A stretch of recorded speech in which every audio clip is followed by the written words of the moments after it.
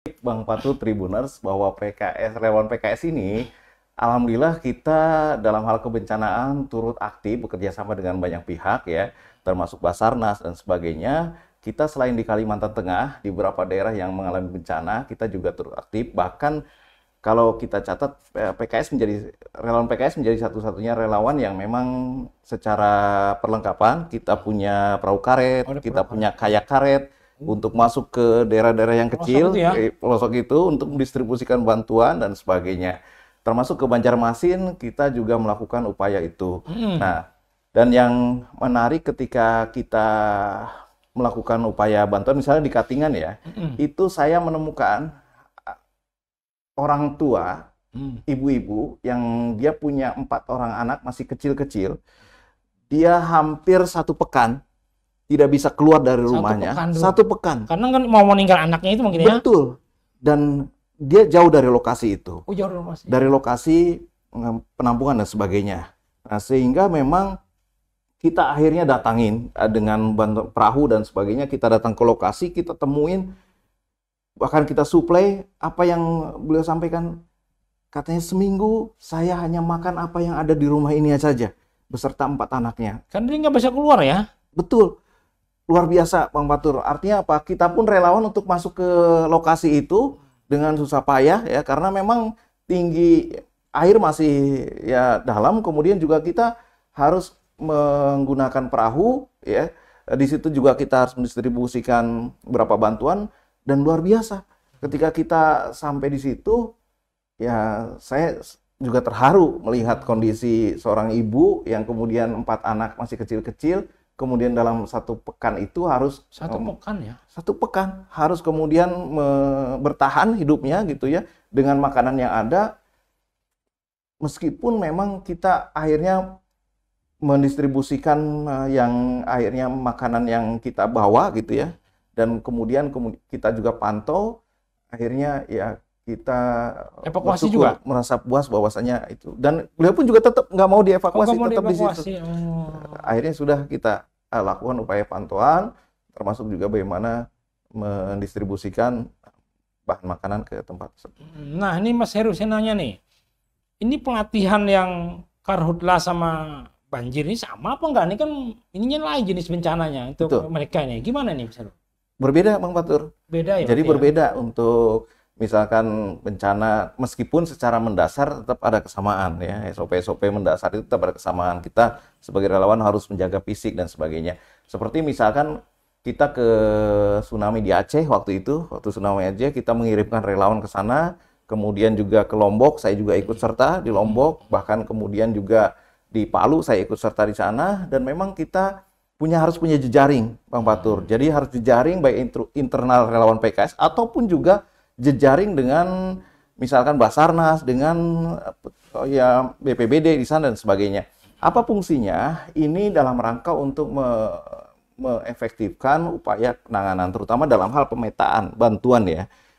Ketika misalkan saya ke Lombok, itu beberapa relawan yang memiliki semangat saya apresiasi. Tapi ketika sampai bandara, mereka akhirnya kewalahan. Karena apa? Transportasi dari bandara ke beberapa lokasi itu tidak ada. Kecuali memang para relawan yang punya jaringan di sana. Misalnya kalau relawan PKS, kita punya jaringan di sana, mereka yang kemudian jemput kita, kemudian dipetakan kemana harus kami membantu terlebih dahulu. Nah itu yang harus dilakukan. Dan kemudian apa yang harus dilakukan ketika bencana, misalkan ketika listrik padam dan sebagainya. Kami waktu itu membeli misalnya genset, kemudian BBM lebih dahulu ya. Karena apa? Karena fungsinya selain menerangi nanti ruang kita untuk posko, tetapi juga menjadikan alat komunikasi kita untuk keluar. Jadi dari situlah prioritas-prioritas apa yang harus dilakukan. Kami relawan PKS juga melakukan upaya untuk penyiapan tersebut. Dan kemudian seperti misalkan di Lombok juga, kami sampai ke salah satu bukit di sana, saya merasakan gempa waktu itu 6,2 skala Richter.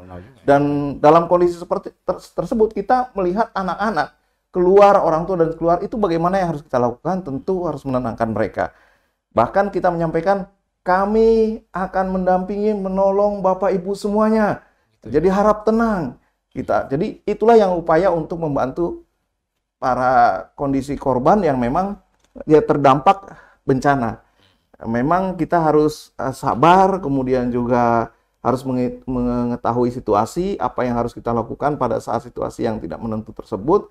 Tetapi yang jelas kita harus membangun komunikasi dengan banyak pihak. Karena dari situlah kemudian pihak-pihak lain nanti akan memudahkan kita untuk membantu. Oh gitu ya? Seperti itu. Termasuk misalkan yang berangkat ke sana juga. Betul. Misalkan kami berada di bukit ya. Ya. Kami informasikan bahwasanya kebutuhan warga di sini adalah ini.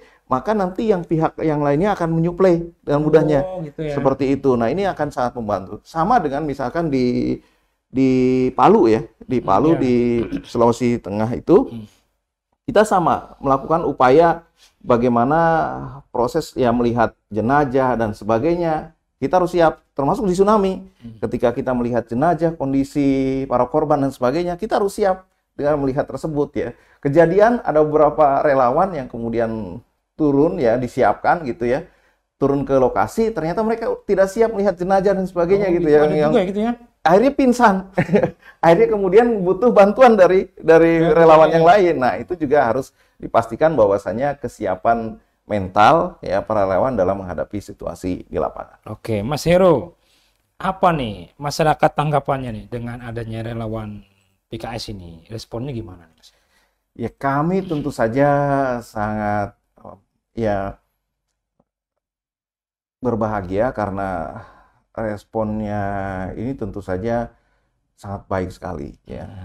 Keberadaan para relawan ini tentu meskipun mereka secara ikhlas bekerja, berupaya ya membantu, tetapi sebuah apresiasi dari banyak pihak menjadi suatu ruang bagi para relawan untuk terus aktif dan bekerja.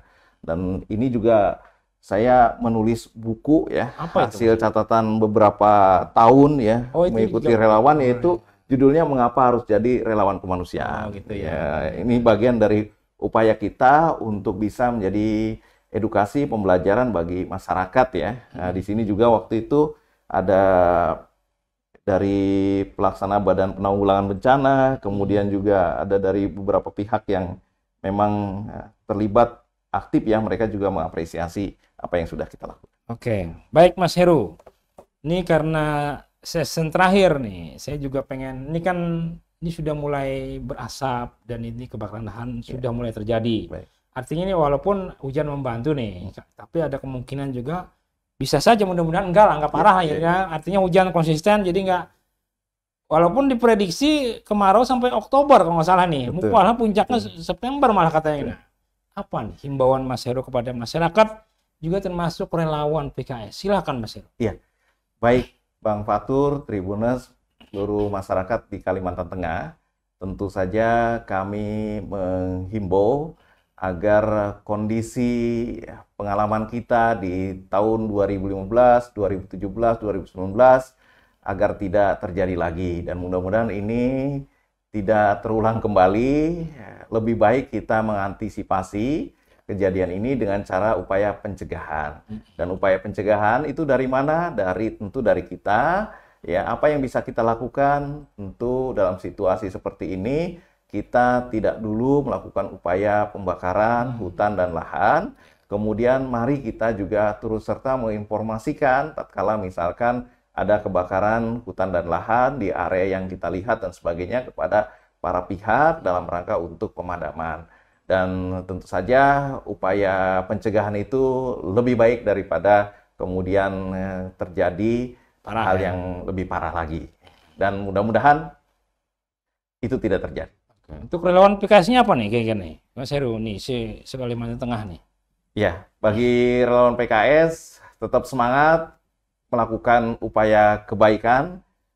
Tentu dalam menghadapi situasi apapun kita harus mempersiapkan diri, dan tatkala misalkan nanti diminta bantuan untuk terlibat aktif, maka kita harus siap siaga sebagaimana moto relawan PKS, bersiap siagalah dalam situasi kondisi apapun. Oke,